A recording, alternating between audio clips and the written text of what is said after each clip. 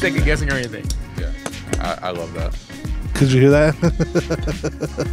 Kang, kang, kang, kang, kang. Yeah, More cowbell. Yeah, let's do it. Hey guys, welcome back to the Transmission Church Message Recap Podcast. We are back in the flesh. We're here. Woo! I'm back. You guys were always here, but I'm Back in black. back. Back in blue. in Back brown. to blue. Back to. That was a saying. No, yeah, we're back. Back again. Another week, another message. Another recap podcast. Yeah, that's what we do. We're here. That's Rick, what we do. Rick is with us. Yay! Pastor Rico. That's right.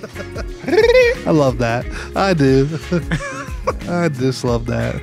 Yeah, Richard. Richard. Old Richard. Is it Richard? It's Ricardo. It's Ricardo. Ricky Rick. But it's Ricardo. That's not Richard. Listen, I'm not What does a Robbie full call Mexican anyways. He calls me Richard. Richard. Hello, Richard. Greetings, I call him Robert. Richard. Robert. Yes. So, Yeah. instead of Robbie. Old Billy Bob. Well, Ricardo here gave us a fine message on Sunday. Fine. brother Ricardo. Ricardo brought a fine word from the Lord on Sunday. Great. Yep. Great. Brought a good old word. Good old word from the Lord on Sunday. Sunday was a tried. good day. was a good day. Use the holy book, if you will. It rained a good bit. Yeah, I heard We y'all. had- We power didn't get went rain out. at all. We had some rain. Power flickered a little bit in one of the services. When Ashley told me that, I was like, really? I was like, we're the direction the rain should have been going, but we didn't get. Get we nothing. you're, didn't on get the, nothing. you're on the beach. Yeah, the wind maybe pushed it. Something, Yeah. you know. But yeah, no, I was. And the production team killed it. I mean, Go production team. Woo, Kyle. Kyle and his team. Yeah. When you're prepared, Kyle, you don't have to do anything. No, praise and worship I thought was really good. I thought it sounded good. Yeah. Oh, good Take to a picture of Kyle and put him on Instagram. Yeah. On the Instagram. On the ground. No, yeah. So Brad was at Face. Destin preaching at a church. So we had to fill in with Yep. We got to fill in. the man himself, preacher extraordinaire, Yep. Ricardo. You. Oh, no. You, no. bruh. No. Yeah, no, I'm sorry I'm posting this I had picture to of Kyle tell on people to Instagram keep right coming now. back next week. Keep Guys, come the back real next preacher's week. coming back. Oh yeah, that's preachers well, come that's just back. always a funny line, you know, when you're not the preacher. That gets people Yeah. laughing, you know. Well, I didn't say it from stage, but when I was meeting people afterwards, and they were like, "You did a great job." I was like, "Just wait till next week. Yeah. The real guy's coming back." Yeah, So yeah. I'm just a fill-in, and so the real guy's coming back. Yeah, but and that's true. Yeah. If you didn't like it, that is a true statement. Like you should come back, you know, like so That's- yeah. But and if you did like it, it's like, well, there's still someone else next week. So Yeah. you know. And then you're coming up, right? You got a I'm you got coming a up. sermon coming up. Next month. Yes. Getting her ready. There's Still a series we have coming up. starts today. Starts this Sunday. Not today, Sunday. Yeah. And it's invited to the cookout. Invited to the cookout, It's not a baby. surprise, right? No. No. We talked about Yeah. it 2 weeks ago. Okay. Yeah, good. no, we're doing it. We're invited to the cookout. It's going to be a good time, man. I'm excited about this new series. Yeah, man. I'm pretty amped up. I'm just trying to, we're going to have every summer we do a series and we have, You Don't Preach for a month or so. Yeah. Kind of take a little break. Take a little break. And some, Rick stands in, myself, Pastor Dan. Nate. Nate. We started letting Nate last, year or two? Last year, yep. Last year was his first, so that was good. He's a good communicator. He's a good speaker. He's yeah. a good communicator. Yeah, so is that our Sponsored by sponsor? Coke. Yeah, I wish. Wouldn't that be something? That'd be cool. Jeez. Yeah, no, it's gonna be a good series. Yeah, I get in July every year. I get to take about a month and let some other guys get some reps to let you guys get some time in the pulpit, and it's always good, man. It's always encouraging. I enjoy it. People ask me, like when I meet people out, and like the other stuff I'm into, they'll ask me stuff like, or like even like family that doesn't really maybe attend church. They don't know terminology. So like my uncle's like, so are you still a preacher? Yeah. And I'm Are you like, gonna lead mass? I'm not, I know what he's saying, but it's like, and I have to explain, like, I'm not the preacher. So it's like you know what I'm saying? Yeah, That's one of those things. But people ask me a lot, like, do you preach, or are you the one who speaks, or like, and I usually tell them only about once or twice a year, and I'm good with that. Me too. You know what I mean? Like 100%. I'm good with that cadence of, like, I like it when I get to do it. I enjoy it, and if I had to do it more, or you wanted me to do it more, I probably would and wouldn't complain. But I'm also not like chomping at the bit, like, when's he gonna let me preach again? It's just, like, it's just a lot. It's a lot.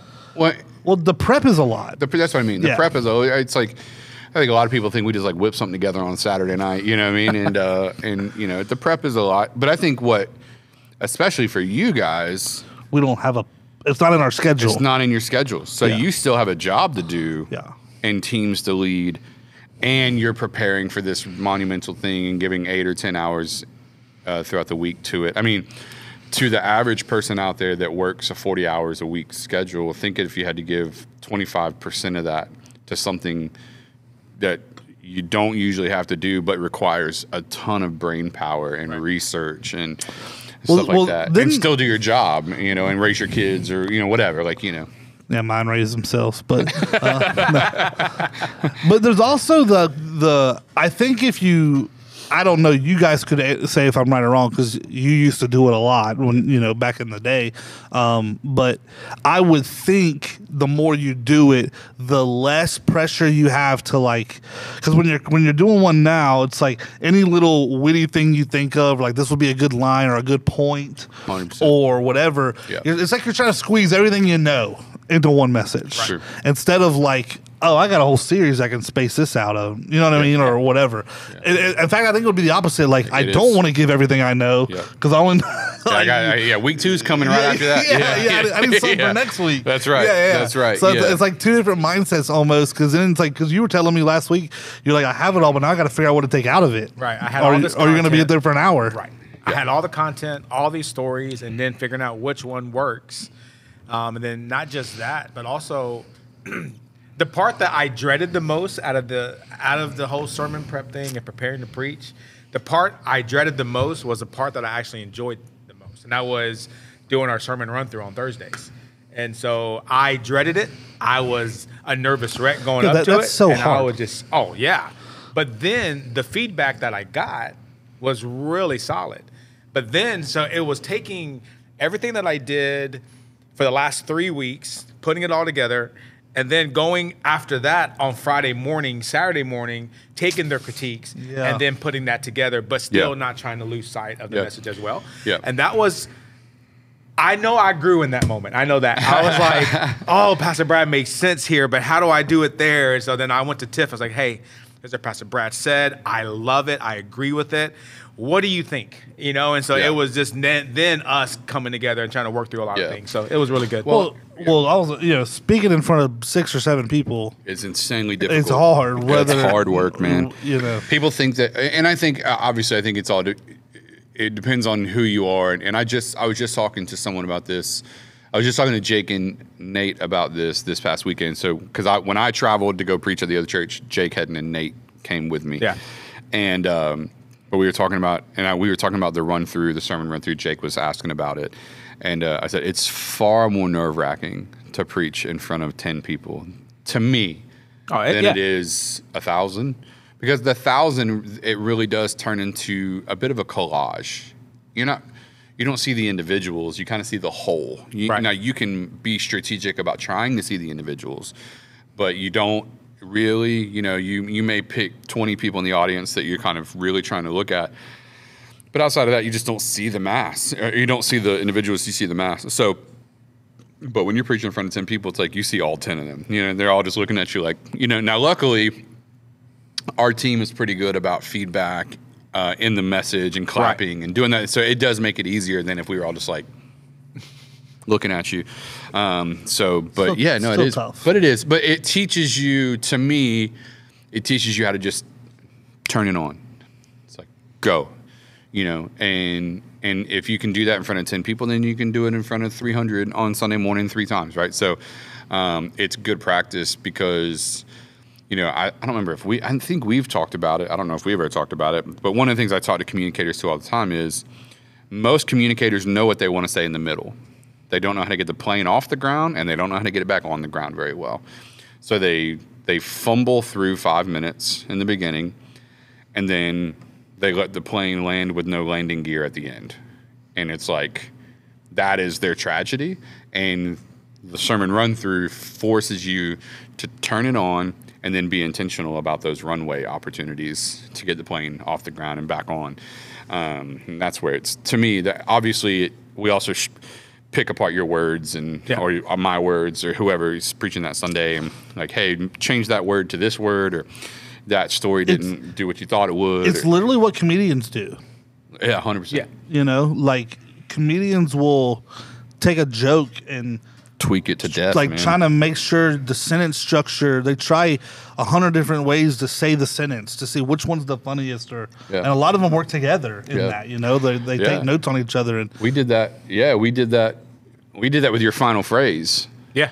At the end, we sat there for probably 5 or 10 minutes. Yeah, because here's the funny thing. I met with the guy on Friday, and he was like, hey, how's it going? I said, oh, it's going great. And he doesn't go to our church. He's just a guy in the city. And I said, yeah. I said, man, I'm speaking this weekend. He goes, oh, great. And he says, so are you ready? I go, I was until Thursday. And he goes, well, what was Thursday? And I said, it was sermon run-throughs.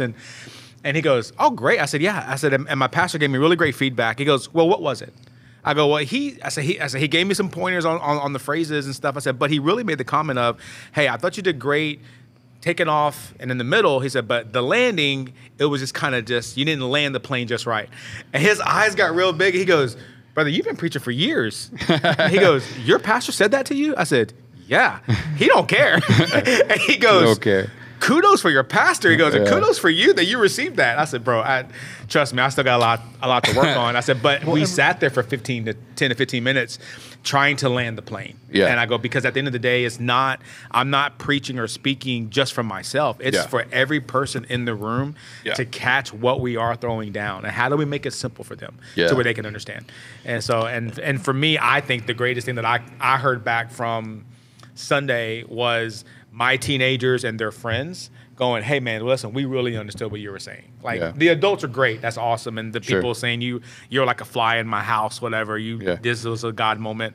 But for somebody who is younger than me, that can say, hey, I really understood where you were going. So that's great a big job. deal. And gave me a high five. And I'm like, okay, it was good. And that's what we talked about on Thursday when we sat down. We sat down for 35 minutes after you were done and just kind of worked through stuff. That one line, that one phrase took us like 10 minutes. Right.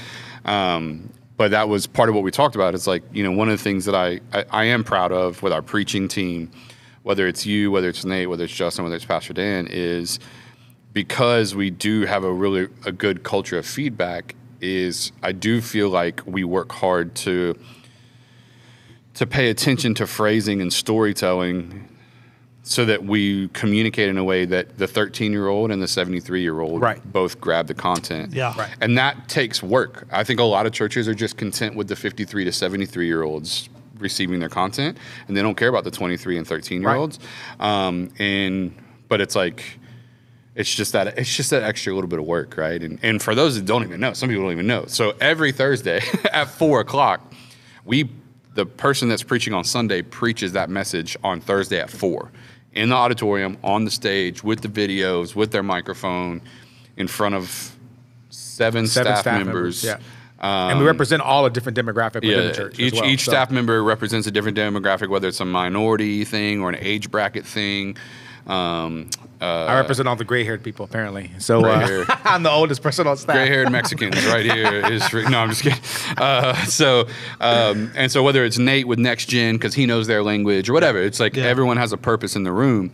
And so we preach the message, and then we all have a form that we fill out and give feedback to the communicator, and this didn't land the way you thought it did, or that story wasn't, or that story just wasn't necessary, or say that exactly how you said it. Don't change it. I remember like the street pharmaceutical joke. Like everybody was like, say that. Do not take that out.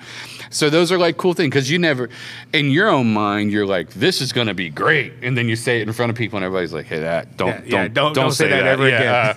So it's good, you know, like you said with comedians, it's like you test the audience, you get feedback from people, and you can tweak it, you know, and that's what I'm a little nervous about is I, you know, at least the last few years, every time I've preached, there's a good bit of humor in some of it, which I like. I'm proud of. Yeah, absolutely. But I don't know how to plan that. It's not planned humor. It's not planned humor. It usually happens in the first service, and then I'll carry it on to the second. But that's the hard part. I'm kind of worried about that. I guess. What I think that made my sermon or message even better, as far as like the funny side of it, was number one, when you and Ash said, add the picture of y'all somewhere dating, right? And so we added that, but then I took Zach Morris was Zach Morris. Yeah, I took John Sapp's his idea. He was like, "Bro, wouldn't it be great to do a Zach Morris thing?" I'm like, "Let's do that." Yeah, and that'd it was be hilarious. freaking people died. That was at funny. that point. So so shout out to John. John's John's not here had today. a baby. He's not here today because he had a baby. Well, he didn't. Savannah did. That's true. Yeah, he did. Never mind. Yeah. He did not have a baby. But yeah, shout out to my boy John. Thank you for the idea. They had a baby. Well, yeah. That term means something different nowadays. But but they did. All right, pronouns. All right. So they did as a couple. As a couple, they had one. Yeah, sure did. So yeah, he's selfishly has taken a few days off to be with his newborn child. It's true. Yeah, right. Maternity leave. We're generous with paternity leave. That's right. My bad. But all that to say, it was great feedback. But again, like those are things that it's like, you know, one of the things we talk about with the creative team, which is John's world, John's digital creative falls under that. Is like a phrase we have on that team is the best version of the idea is never the first the best version of the idea is never the first version of the idea. Right. So that's also something valuable. You got 8 people in a room, some of which are very good coming up with comedy and sketches and stuff like that. So that kind of input was like, it would be hilarious if, and it's like, well, why not do that? Yeah. That's just, again, another layer that resonates with, you know, particularly a core demographic in our audience is that mid-30s age bracket. So yeah, everyone watched that show. Yeah, exactly. A big chunk of our church knew that. Oh yeah, they died. Yeah. But then people like my daughter, like, Dad, who is that? Yeah, like, don't worry about that. Yeah, you're not missing anything. Now this ain't iCarly, you know. Yeah, you're not missing anything other than incredible television. Well, Mr. Belding. Belding, yeah. I had Belvedere in my mind. I don't know where that came from, but Belvedere, no. Old Belvedere. Mr. Belding. Mr. Belding, yeah. Screech. Man. But Tori. Oh, we got a little alarm going off as a time. That wasn't her name, though. That's her real name. Yeah, what's her name? Jessie Spano. Jessie Spano. I'm so excited. I'm so scared. Caffeine pills. It was caffeine pills. Their drug episode was about caffeine pills. I get it. You know, it was wholesome. Yeah, trying bad. to be. Yeah. Oh, Lisa Turtle. Let's deal with the problem, but swapping the problem out with something else. Yeah. But yeah. No, it was heard great things, great sermon, great feedback from people. Yep. So that was good. Yeah, I was rocking over I was at Manna Church in Niceville, technically. We stayed in Destin, then drove over the bridge to Niceville to preach on Sunday. So Manna. Good time with Nate and Jake preaching at Manna Church, 2 services. My buddy Chris Shinnick is the pastor there. He's on sabbatical, and so he invited me to come in and preach there. Totally different demographic. I mean, to the point that I'm like, how much of our style and comedic approach is not gonna work here? You know what I mean? Oh, wow. So it was that kind of like, you know what I mean? I mean, average age probably closer to 50. 45 to 50. We're closer to 35. They're 45 to 50. White. I mean, white. You know, it's nice. I mean, nice still, bro. So, yeah. I can count on 1 or 2 hands the number of minorities in the 300-person crowd over 2 services. But So just like our language and you know what I mean, like what our culture just is, it doesn't represent as well. So, but all that to say is it was still great. The people received it well.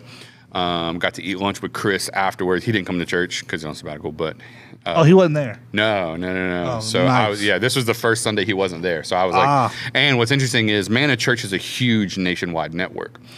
And every other week on a sabbatical is a different Manna Church pastor. I'm the only one that's not a Manna Church network affiliate preaching too. Yeah. So I didn't realize I did it like that. Yeah. I think Virginia or somewhere is like the Manna epicenter or whatever. But I'm the only one that wasn't a Manna Church pastor coming in. So they had everybody else that's preaching, his church kind of knows about them or whatever. I was the only person that they're like, who is this guy?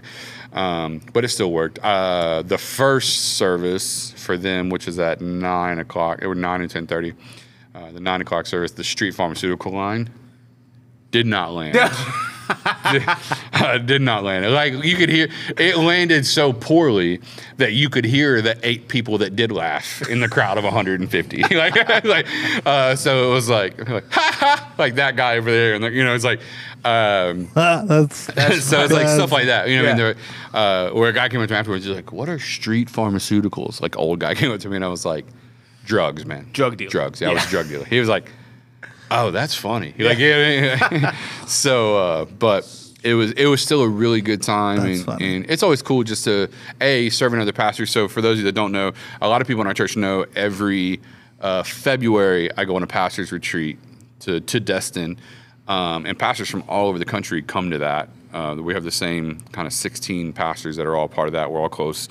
Pastor Chris Shinnick is one of those. It just happens to be right up the road from his house. So that's how we know each other. Just not that it matters, but why leave it out? His brother was the UWF football coach, Coach Shinnick, that went to the national championship and all that stuff. That was his brother. And then they hired him. What's that? Young guy. The one that played, and then they hired him. Or was he the one that the coach the first year? He was the coach. He was the first coach, I think. Okay. I think. But he was the one that took him to the national championship and all that stuff. Okay. So, but he, that was his brother. So, not that it matters, but why leave it out? Well, that's Anyways, cool. Chris is a great dude. Love Pastor Chris, Manna Church. And TC, they actually just bought a building. So, they're going into a building campaign / renovation process. They're using Rodney and Master's Plan also. So they're using the same company we're using for our building expansion. So we were able to actually invest in them and bring them a gift and say, TC's behind you. Let's support the kingdom. Awesome. So that was real cool. But yeah. So we were over there. Love that. Worship with them. Came home. Feels good to be back. What is that noise? It's my chair. Oh. I'm like, are y'all hearing this?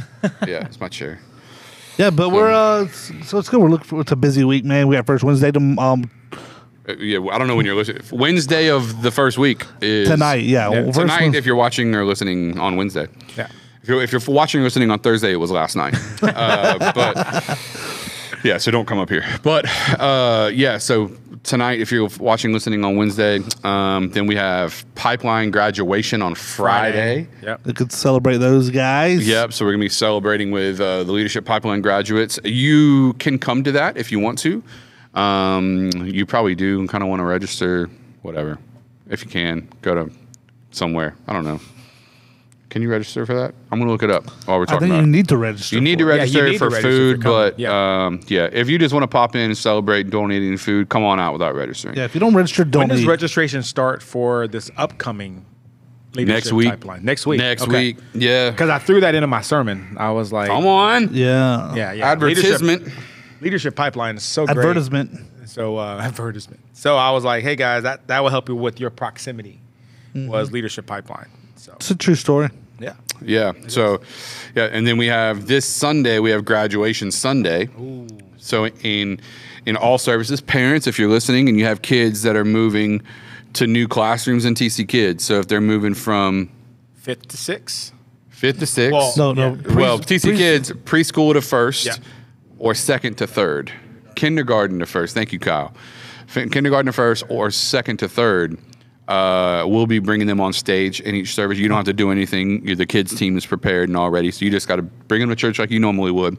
But at some point, they'll actually show up on stage, and I'm going to pray over them, or we as pastors are all going to pray over them. That's going to be a cool thing. And then at the end of service, we'll be praying over students, meaning kids going from 5th to 6th. 8th to 9th and graduating from high school. So we're praying over all of them as well. So one of the things that's been real kind of near and dear to our heart and what we've just wanted to do better at, and I think we've talked about this more than anyone else, just because we've been talking about this for years, which is rite of passage moments. And since you've been here, I know we've talked about it as well. But, every culture in the world has rite of passage moments where, like, when Jewish culture, what is it, 12? When the bar mitzvah, 13, the bar mitzvah, it's like a rite of passage moment. Indian culture, rite of passage moments. Italian culture, rite of passage moments. So, and you go overseas, African cultures, all over Africa have rite of passage moments. So it really is big in all the cultures where family structure and stuff like that is a very big deal. And so definitely in Asian countries as well. So I feel like we've had this conversation quite a while, which is like in America, it's almost like that has dwindled. And I think that has to do with fatherlessness and cultural progression and stuff like that. But really trying to honor those moments more and speak life into kids and teenagers at very key moments of their life when they're moving into new seasons. And so we're going to do that as a church on Sunday. So, but you do want to register for that if you can, because we also want to give your kids some gifts and some things like that. So if you don't register them, they don't get gifts. They don't get the cool stuff. So make sure you go register so that we can be planning for them. Either way, we'll still pray for them, but we would like to plan for them. Yeah. So mytc.life. Go to mytc.life and you can register your kid for graduation Sunday. I will tell you that. Yes. And if you're a senior in high school listening to this, go register yourself. All right. So, but yeah, man, it's going to be really exciting. So there's a lot going on this week, but I was talking to one of our overseers on the phone just a little bit ago. He was like, "What's going on this week?" And I was like, "Man, no, not a lot." I was like, "What am I talking about?" No, it's crazy. This week is bananas. Well, we're doing a golf tournament Saturday. Fundraiser, teen challenge. Whoop, whoop. Oh yeah, Rick's playing now too. Yeah, let's go. Yeah, Hey-o. I'm in. Rick's in. So I'm going to tell my wife that I'm in. Sorry, babe. And then I have a board Reminder meeting. whose name she took. Right, you took my last name. That's right. So that's a chapter in Justin's book, The Single Man's Guide to Marriage. No, in all If you need seriousness, counseling, let me know. I got appointment. I got appointment slots open. oh man, yeah, no, it's gonna be good. I got a board meeting tonight. First Wednesday tomorrow. Graduation Friday. Golf tournament Saturday. Preaching 3 services Sunday. That'd be good. Look at Cheers. God keeping us busy. look at You know what I mean? All for the kingdom. You know what I mean? Board meeting for Pro Reggae Classical School. Any of you guys that are looking to put your kids in classical education model? Christian classical Yeah, education. well, yeah, I think those are synonymous. One without the other, but not one. I think if it's classical, it has to be Christian, but if it's Christian, it doesn't mean it's classical. I think. But nonetheless, it's good. Listen, there's a lot of different methods out there for schooling. Yep. That I did not know. There's a lot. I listened to a guy it's probably been at least a year now on Jordan Peterson's podcast that was phenomenal. It was so opening, and he even started his own school, and now they kind of franchise them, and they got one in Mobile. I think I've talked about before. I forget the name. I have to look up the name, but it's like, I don't think it's classical style. They call it something else, but it's kind of along those lines where it's more geared towards our age group. But when he went through the different groups, so much of it is literally self-led by the kids though. Yeah. And how the way they teach it, they hold themselves accountable, and like 80% of their kids that graduate out of their school the IQs are higher, and like 80% of them like get into Ivy League schools, not just wow. colleges and stuff. It's, Yeah, it's that like, sounds like classical education. it's really but- impressive. Yeah, Yeah. it's really impressive. Well, and just like not, we're here. We'll talk about it for a minute. So I do sit on the board of a classical school. It's a startup. It's going extremely well. We're going into our second year, but it is interesting that we have always talked about. And I keep saying we just because we've been working together long. No offense, Ric. But we've talked about we've had multiple conversations, even in the education world, that one of the great disadvantages that the public education system has with children is that it doesn't teach them how to think; it teaches them what to think. Now, that's a blanket statement. Sure, there are certain teachers and whatever. All right, but the reality is, the public school system at large primarily pushes kids into a space of conformity and uniformity. So it's well documented. Yeah, we know it to be true.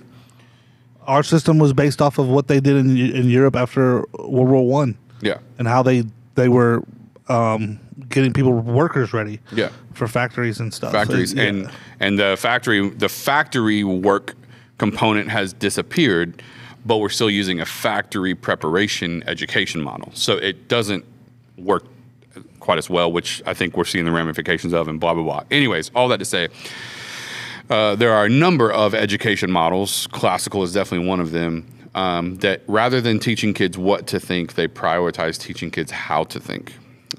So each age bracket has a different approach to learning based on that. And it's a documented, well-researched process. And where their brains is at. Like the 10th, 11th, and 12th is like more rhetoric, Yeah. where those kids tend to be more argumentative. Parents know that.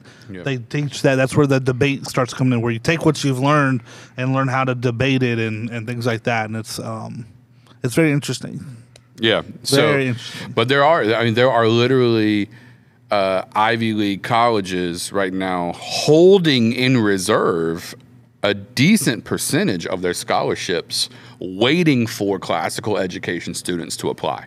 So they'll give out these scholarships, but they'll hold in reserve 15% of their scholarships to their university, Just for classical. just waiting for the classical, to make sure that if there's a classical education student that applies for this or whatever, we want to give them the spot before we give it to someone else. Like, that's a big deal, right? Yeah. So, Well, and the nice thing in Florida right now is you can get a voucher to go to these schools, step up vouchers and stuff. So Yeah. So if you're a parent out there listening and you have a child and you're like, man, I just can't afford private education or I can't afford classical education, the state of Florida actually will give you, I think it's $7,000 per child to either homeschool or put them in a different education. I'm kind of looking at Kyle. You're behind. It's like $7,000. Kyle worked in the schools. Yeah, so Kyle and Heather applied for their daughter. So all that to say is, so you can apply to have the tax money. So essentially what happened is you pay tax dollars. Part of that is to send your kids to a public school. Well, if you're choosing not to send your kid to a public school, the state of Florida has opted to give you some of that money back so that you can put them in an education place that you would prefer them to be in.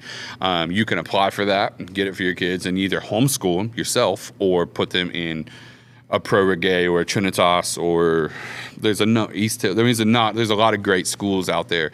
I will say this as a pastor. Growing up, one of the things my dad always kind of taught us was, evangelize your friends, evangelize your world. And you be in the public school so that you're creating an impact in the public school. And I think that, albeit a great notion, as a pastor, as a leader, I don't think I can stand behind that model anymore. I was always a proponent for it for the longest time, because I was raised that way. Well, in hindsight, the schools are doing a better job evangelizing their cultural society norms to your kids better than your 8-year-old is at evangelizing their friends. Right. So, and again, the ACLU now versus what it was when I was growing, like, those things aren't the same. So all that to say is I encourage parents. If you have a child, I would encourage all parents to take a serious consideration into looking into a education model, if it's classical, if it's Christian, whatever. I think you have a responsibility to shape your child with a Christian worldview, rather than letting the world shape your child's worldview. Because if they are shaped with a Christian worldview, it answers questions for them before they're forced to have to answer them for themselves. And I know you have 2 teenagers, and so it's one of those things where I don't know if you would do things differently if you could go back in time or whatever. 100%. So, all right, so here you have a parent of 2 teenagers. Trust me, I've called a couple of these schools, and our talks were, hey, you could send them here, but it may be a disservice because they are already almost juniors. They're rooted, and they're about to be here. So, and I'm like, well, I almost said some words, but say I was from First Baptist Church. I don't know anyways. And so I was like, no, man, I get it. But I would do things completely But most of the shaping does happen. I will say most of the shaping happens between 1st and 5th grade. Yeah. So not to say you can't send a 7th grader to a private education or Christian education and it won't be beneficial. But if you can start your kids off in Christian education or classical education. Because it builds on it, especially it builds on itself. In the classical, if it's a classical, 100%. It builds on it. Right. Yeah. And just while we're talking about it, the website for Pro-Reggae is prcspensacola.org. If you want to check them out specifically. Yeah. They're friends of ours. Friends, I sit on the board. Yeah, great team. And they also just, not that it matters, but why leave it out? They run a hybrid model, actually. So they're not a 5-day-a-week classroom school. They're a 3-day-a-week classroom school. And so they work with parents on, with the kids being in the classroom only 3 days a week instead of 5. And phenomenal. We're seeing great success, and I believe we're going to continue to do that. But there are also there are 5-day-a-week models out there. Trinitas is one of them. So is that the classical Trinitas? Yeah. So, but East Hill's not. East Hill's not Christian school. Just a Christian school. Yeah, and a great school, a long-standing education model for Pensacola. They've been around a long time. So there's some good ones out there. I do encourage parents. Vodi Bakum, who's a pastor, theologian, he has a great saying, and I've quoted it before, but he said, we have to stop sending our kids to Caesar for their education and being shocked when they come out like Romans. Wow. So I think that's true. We can't send them to the world to be educated and then be mad when they come out looking like the world. Right. I mean, let's face it, parents. Some of you are lucky to have 2 hours a day with your kids to teach them about the Bible. And let's be honest, you're not spending 2 hours in the Bible. Nor should you be. You might be throwing the football or watching some TV, cooking dinner, eating dinner. So the reality is they're being indoctrinated 8 hours a day by a system that is anti-God. And then thinking you're going to be able to resurrect their theological belief system and convictions with the Holy Spirit in the 2 hours that you have with them between homework and sports and everything else that's going on. It's that's just unrealistic for yourself. And so I think parents really taking a deep consideration in getting their kids into the right place for their education is just super important. Big deal. I agree. Big deal. Little detour off the conversation, but it was an important one. So get your kids in a classical school or a Christian school or whatever. Do something. Do something. Yeah. I think it's important. How intentional are we about everything else in our life, but then to just run on autopilot with something so significant with our kids? It's this is deemed necessary, serious consideration. And Kyle worked for the Escambia County School District for 12 years. And knew out of the gate, my daughter's going somewhere else, right? So, it's like... Also, our intention is not a lot of teachers are that way. Yeah, it's also not our intention to bash people that are teachers. God no, because they have, right. The problem's not local, and I think most teachers get into it with great intentions. Obviously, they're not doing it for the money, so they're trying to do it. It's just I'm a believer that the system, like you said too. I mean, it's a World War I. It's a system that's built to create followers and workers. Yeah, not leaders and entrepreneurs. And not to be creative. Well, and I will say this too, even while we're here, is an adult who has already established their own presuppositions and mental faculties to know what they believe, going into what I would call the enemy's camp to try to disrupt the enemy's plan and bring faith into a dark environment is different than sending your 8-year-old or 6-year-old into that same environment, thinking that they're going to do the same thing, right? So we need teachers and principals and coaches. We need all of those things, all of those people in the public school system for the sake of evangelism and shining the light in dark places.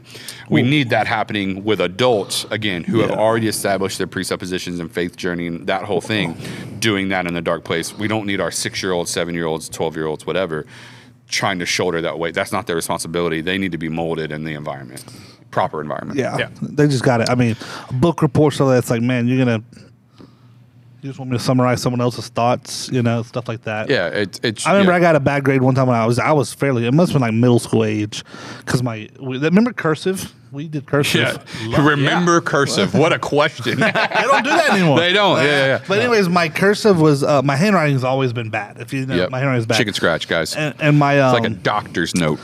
My teacher gave me a bad grade on like this book report thing, and she gave me a bad grade because it was bad handwriting. And I was like, yeah, but what about the report? How good was it? She's like, I don't know. I didn't even read it because your handwriting is bad. I was like, but can you read it? She said, I can. It's just bad. I'm like, so you're telling me that the neatness of the words matters more than what the words are saying? Yeah. That is asinine. That is crazy. Yeah. Like, what are we doing here? What are we doing here? Yeah. Like, that is just absolutely, That's real, dude. That is nuts. That's real. Maybe it's a brilliant piece of book report here. I believe it was. Surely. But it's like, that is crazy. Stuff like that used to blow my mind. No, that's real, dude. That's real. You're 100%. telling me that the neatness or whatever matters more than, conformity, man. Stuff like that just blew my mind. Well, yeah. Now it's. I mean, half everything's typed at this point, but that's probably true. Yeah. Yeah, but at the end of the day, yeah. I mean, it's just so interesting, man. That the way that things are structured for the teachers. I mean, you talk about teachers being handcuffed and placed at a disadvantage in what they're trying to accomplish. Even, I mean, the way teachers are treated by students and can't do anything about it. Is unbelievable. Unbelievable. Yeah, I'd be arrested. 100%. Yeah, 100%. I'd be in jail. Oh my gosh, 100. You've got hands down a throat punch. Yeah. You put a whooping on a couple of kids. If you had to be a teacher, what grade would you want to do? If they said you're a teacher starting Monday, but you get to pick what grade you're in. What a question. 4th grade and down. Really? Yeah. I'm picking high school. Yeah, I'm picking high school. Why 11th and not 12th? Kyle said 11th, by the way. Why 11th and not 12th? 12th graders are checked out. That's true. I could see that. I was thinking 12th initially, but then I thought the same thing. I was like, oh, man, they're kind of like, I'm done learning, bro. I'm just trying to get through this. Yeah. I agree. I think back to when I did student ministry, and I always clicked better with like guys that were in high school than the middle school. See, I clicked well with middle school kids, but my problem is this. Number one, the average middle schooler is already taller than me. Yeah. And so they already teach junior high and high school. For me, I'd rather teach elementary. Sir. I'm like, hey, man. And so I like elementary just because I think I wouldn't be so quick to throat punch or body slam a kid if it's like a little if a kid's being a kid, right? Being a kid, right? Versus I can see that. Bro, you're a freaking teenager. Right. You're a teenager. Some of these kids be popping off, bro. Be like, what did he just say to me? I'd get good. I would want to be known as the teacher who roasts the kids. Like 100%. You clap at me and you want to in this class, you finna get roasted. Yeah. Joe, no mama having self or whatever. Sorry, whatever. Miss Green. Miss Green. Yeah, whatever it is. Oh, 2 + 2 not knowing what it is. I can see that. I can see that. Roast all these kids. They leave my class crying. You're gonna leave crying. Yeah. You might know world history a little bit, but you definitely gonna have an insecurity. What grade would you? I mean, what subject? Not history. No. I'd have to know history to teach it. No, I'm just kidding. I know a little history. I'd want to do something like government, civics type stuff. I feel like I know that. I feel like I can make that interesting. Coach. Yeah, would be coach. Those that can't do, teach. Those that can't teach, coach. I would love to be in like the PE world and stuff like that.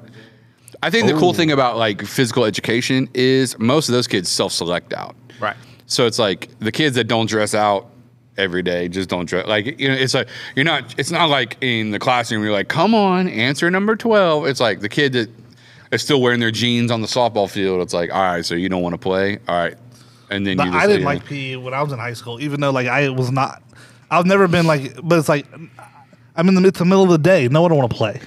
Like, I got to go to another class after this. That's true. You know what I'm saying? Like, especially, it's not that I hate your sport, coach, but this is stupid. I got another class after this. I'm going to be sweating all day long. It's 110 degrees out here. That I always thought was interesting. You know, so there's two like waves of that I thought was interesting. I thought that the generation before ours that showered at school with each other, I think that's wild. Like the military or jail. Right, yeah, like that's just wild to me that these kids like showered in the public school system together. And they all made it out without getting made fun of or whatever. Maybe, who knows? We don't have the receipts on that. But so I thought that was interesting because all the schools I went to, all the showers were still there from when 100%. When they did do that. 100%. Is a room with a bunch of shower heads. Yeah. So I thought that was interesting. But then the other side of it was, so when they went away from that, so now you have kids going out there getting all sweaty, taking off their sweaty clothes, throwing them into a locker with no air conditioning, sweating all day because they played, whatever, and then coming back the next day, doing it again. But those clothes just lingered in that aluminum or steel box, bro. Like, still maybe wet. If you're the smart one, you at least hung it up. Well, but it ain't there when you come back. I don't know how things were in Northview, but at Brentwood, brother, that shirt is gone if you come back. So, I was, And you could always tell the people that never took them home because if they came back after like Christmas vacation, they'd pull that shirt out and pull it on the corner, but it would stay like crusted together. And you're like, that's pretty gross. No, that's my point. It's like, I'm not doing this, Justin, I'm gonna go sell some Folexes over here. I mean, the coaches got to wear like shorts, those coach shorts. I don't know what you call them, but coach shorts. Yep, coach shorts. That's what they call it. Yeah, it's just now they're just called normal shorts. That's what people wear. No, those the coach ones. I don't know what you're talking about. Are you talking about spandex? Like spandex short spandex shorts? Yeah, they would tuck their shirt in. They were like almost like not track shorts, but like. You talking about like Umbros? No. You talking about like Umbros? I'm gonna find them out. No. Hold on, I need to look this. I'm looking it up, y'all. Coach shorts. What is the era? Early 90s? Early 90s? Nah, 2000.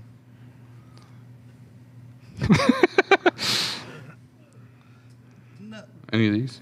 Yeah, like no, they had pockets in them. Oh, okay, yeah. Like coaches wore them. Yeah. So you're talking. Those are like they're like softball coach shorts. Yeah, like the guys that coach softball shorts. Yeah.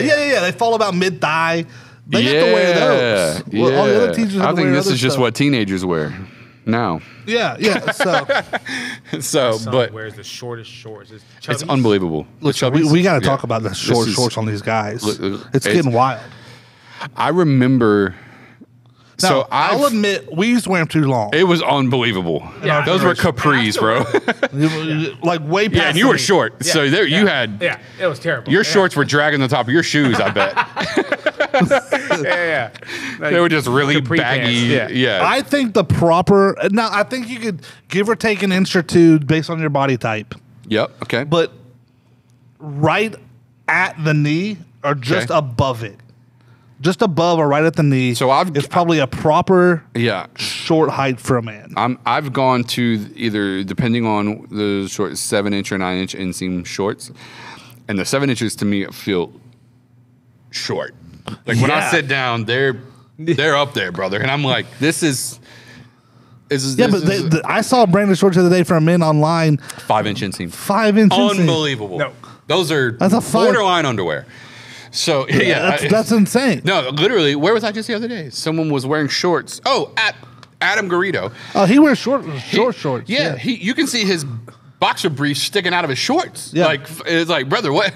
You know? Yeah, when we were on the trip. Yep, that's exactly where we were. And, Yeah. But some of these guys wear the shorts are so short. And I'm like, man, I can't get down with that. But what's funny is I still have probably 4 pair of like shorts from Back in the day. high school.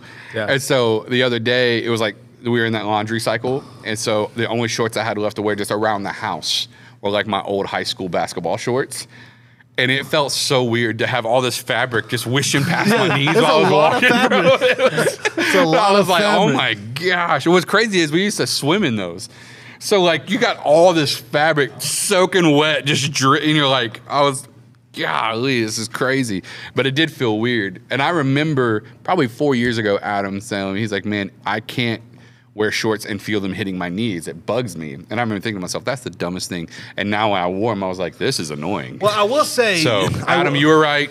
Yeah, no, I think he's Not right that with you're that. probably gonna watch this, I do think that I believe that on a man, on a fella,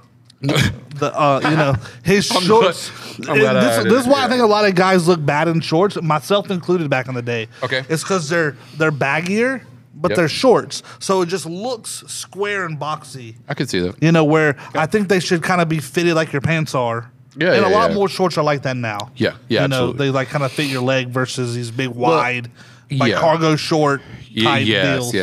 Well, and with the big. Remember the ties that had the tie strap? Yeah, absolutely. Well, I think it's interesting too. It's like, especially being a bigger guy. You know what I mean? Like I'm 6'2", 6'3" somewhere in there. Now I walk around about 280, 285, and like wearing shorts, like my quads are humongous. You know what I mean? Like my calves are huge, my legs are huge, and so it's like when I wear shorter shorts, I feel like there's nothing on. Yeah, bro. I feel like I'm like. You know what I mean? Exposed to the world. It's like Theo Vaughn showing that ankle, baby. Yeah, it makes somebody stumble in here. But yeah, it's like it feels outlandish. Sometimes I'll pop in the office coming from the gym, and I'm like, I feel so weird walking around in like those types of shorts. But it is what it is. It's what these kids do nowadays. I can get down with a 7-inch, but a 5-inch inseam on the shorts. Yeah. Well, I mean, 5-inch for you. Well, you're 5'10". I wish. What are you, 5'7"? 5'7". 5'7". All right, so you're 5'7", and a 5-inch inseam seems short to you. They short. Think about like, and I got short legs. I have to have all my pants hemmed and custom. Yeah. A 30-inch inseam, like you guys buy like a 34, 30 or whatever. Yeah. 30-inch inseam to me is way too long. I'm usually 30 inches long on me. Believe it or not. Oh, yeah. really? Well, 30 inches long on me. But you can't for get professional, like Yeah. If it's jeans, I don't care. But like I can't khakis and stuff, I'll bring them up to a 29. Well, and it's the higher pant thing and whatever. Anyway, it doesn't matter. But I think they're taking. I'm probably like really like a 26, 27 if I had to measure. You got a little bit of a bunch up at the end of yours sometimes. Not a lot. Yeah, but they're not riding high. I do almost no break, a slight break. Yeah, you don't want to show no ankle. Nah. Have the ladies out here stumbling. Yeah, you I don't want to do that to them. Yeah. Yeah, I don't do that to them. Yeah. No, but Cause assisted a stumble. But to your point, show them ankles. Yeah, but to your point, 5-inch inseam is not that much. Yeah, well, yeah, it's still walking, short. well, that's why I see like some of these guys that walk around 6'3", 6'4" with 5-inch inseams. I'm like, dude, just come on. Nate's worn some little shorties. Yeah, he's about 6 foot, 6'1", but he wears but it's also slender. He's slender. Yeah, Yeah, he can. And pull so's Adam. They can wear Adam's some a of fit that dude. stuff. Yeah, he can get away with pretty much whatever he wants. But we went from now we're talking fashion here. It's hard. you never know what you're gonna get. It's hard. It's hard the body short thing type. is a fight in our home because Will wants to wear short shorts and a hoodie to church. And I'm like, Will, this is 100-degree weather. Why are we wearing a hoodie? I don't. All the time. Yeah. Dude. Yeah. I know you're sweating. You got to be hot. know you're sweating. Why are you wearing the hoodie? Yeah. No, it's unbelievable. Yeah, no, I'm with you on that. When I was growing up, we always had in our home, for the most part, I'm trying to think if that ever changed. Well, Sundays was a no shorts thing. Here's what I don't get, and this might be controversial. No shorts. This might be a controversial statement, could get me canceled a little bit. But like, where does Will? These are my favorite. Where does Will when he wants to wear their short shorts? I remember back in the day, even like with my friends, this was a legitimate question, and I don't mean this any kind of way. All right. Does this look gay? You know what I'm saying? Like, I don't mean this any disrespectful kind of way to our friends out there. I'm just saying I'm not, so I don't want to look it. You know what I'm saying? Is that too much? Is that? I mean, we here now. So you know what I'm saying? And again, I don't mean that no kind of way, but I'm not that, so I don't want to look that. Well, I think that the you know what I'm saying? the thing is during the Freddie Mercury era, when that question would have been a little more validified. Validified? Is that a word? Yeah, have validation. Validified? Is that validified? A word? I don't think validified is you made up a word. Freddie Mercury was in the 70s. I'm talking about 2000 here, when we were younger. Validifies is a word? I'm looking at validified. Maybe it's a word. Anyways. Yeah, I think it's a word. Anyways. Yeah, validified. You know what I'm saying? So, like, yeah, but so that was like a thing. It was like, you know, certain people in certain camps would wear clothes, and you would be like, "Oh, that is that." Right now, that's not a thing though. Like, but people in every camp wear that. Yeah, but the hard part is that as a parent who grew up in that era, you still. My dad can't. Well, what's interesting now is like my dad came up in the short shorts era. Yeah. So he thought our baggy, crazy shorts were ridiculous. Yeah, or sagging. Yeah. Oh, are you kidding? My dad was. Like, what are you doing? Pull your pants up. He would just walk up behind me and yank up the back of my shirt, and then grab my belt loop and yank them up too. Yeah, he was not with it. Yeah, I get that. No, but you know what I'm saying. So I didn't mean that in any kind of disrespectful way. But you know what I'm saying. Like at some point. It looks too much like a camp you're not in. A camp you're not in. Yeah, but now the thing is every camp does. I want to look like the camp I'm in. Yeah. And I think everyone does. The problem is the camp evolved, so now the whole camp wears those shorts. My four walls in my camp.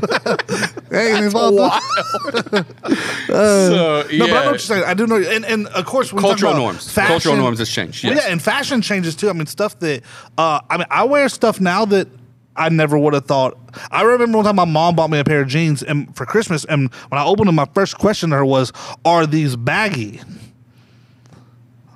That's not a question. That word doesn't enter my brain when I'm looking at pants now. Yeah. I want a slim fit. Are you slim or classic fit? I might actually. These are skinny. Skinny slim. Because I like them tapered. No, listen, brother. Your boy right here could never. But they're not. But they're not like that in the waist. It's just No. I'm with you. I'm with you. Good for you. I'm saying I could. Like, you got the big calves. That's what. Dude, when I you can tell like my calves are humongous. Yeah. It's unreal. If you like, which is aggravating about body types, like especially if you see something you like a style, like I wish I could fit in 100%. That, and then you can't. It's like, man. Yeah, that's why I'm a believer in find what works for you and rock that. Yeah, and don't try to be something you're not. Well, me and Tim Williams were just talking about it this past Sunday. Or not this past Sunday, last Sunday, because we were talking about some of my clothes that I'm rotating through right now, and he was like, "It's got to be so frustrating for you because now you're losing weight." And he was like, "Give me a shot." He's like, "Now you're losing weight, and the style is everything baggy." You're like, are you serious? Yeah. Like, I've lost weight and now everyone wants to wear poofy poncho clothes. I'm like, I've been ready for this my whole life, bro. I've been poofy poncho clothes since 1999. I'm not going back baggy. Now, I do have at my house right now, I just got the email, I have pictures of Justin in a hot boy outfit, which is a long baggy white t-shirt with long short jean shorts, long jorts. And we were like, that hip hop era. Oh yeah, the hot boys. The hot boys. I used to wear 2 diamond studs. I had a fitted New Era hat, but you wear it to We need pictures. You wear it to the side. Yeah, you wear it to the side. Put it up on the. I gotta find it. Baggy jeans. Yeah, man. I'm gonna look it up. I'm gonna find it. I'll send it to you. No, but I got clothes at my house right now waiting on me that I just ordered from Fresh Clean Tees. Fresh Clean. I love Fresh Listen, they sell shorts and pants and all kind of stuff now. Huh. And I just ordered like a pair of shorts, a pair of pants, like several of their new stuff to see what the fit's like. And I'm kind of excited because I do like their stuff for the money. FreshCleanTees.com. Somebody said that those Fabletics shorts that I heard Kevin that. Hart So there's some pants from Fabletics I'm getting ready to order. Yeah. I've been getting a lot of ads for. They say they're good for big guys, which I'm a little offended. I've been getting ads for that. But they're kind of like they have like golf pants, but Is it Lululemon? Rec something. Right on. I don't know. Never mind. Anyways, that was fun. I'm gonna find these pictures. I'm gonna send them over, and we'll get them posted. I don't think he's got them. He's got no receipts. All right, that was fun. Social media exists. I'm gonna find these receipts, bro. You have to go to MySpace or something. Yeah. Remember that? Oh, the good old days. Top 8. MySpace. All right, y'all. Justin, that was fun. If someone listened to this podcast and said, by All God, the way through. I need to know more about these guys, this church. This is unbelievable. TransformationChurch.com. They have a beautiful new website. You can mosey around and check it out. Or on social at Transformation Church, at Transformation Pensacola on all the socials. Boom. Right. Rick, glad you were here. Oh. That's not what? It. That's a different picture, but that didn't even look like you. That goes a little bit closer to your question from earlier. It does. Yeah, we'll leave that out. But anyways, all right. Well, hey, listen, guys. I'm gonna find some photos. We'll find pictures of Justin. Oh, this is baggy shorts era. But maybe we can put it up to the camera. But I'm in a polo. But I did a lot of polos. He's been wearing polos since I met him. Can you put that? Can you get that on the camera? All right, we'll post it where you guys can look at it. But all right, cool. All right, guys. All right, hey, we love y'all. We'll catch you next time for another week, another Message recap podcast. Later. Later.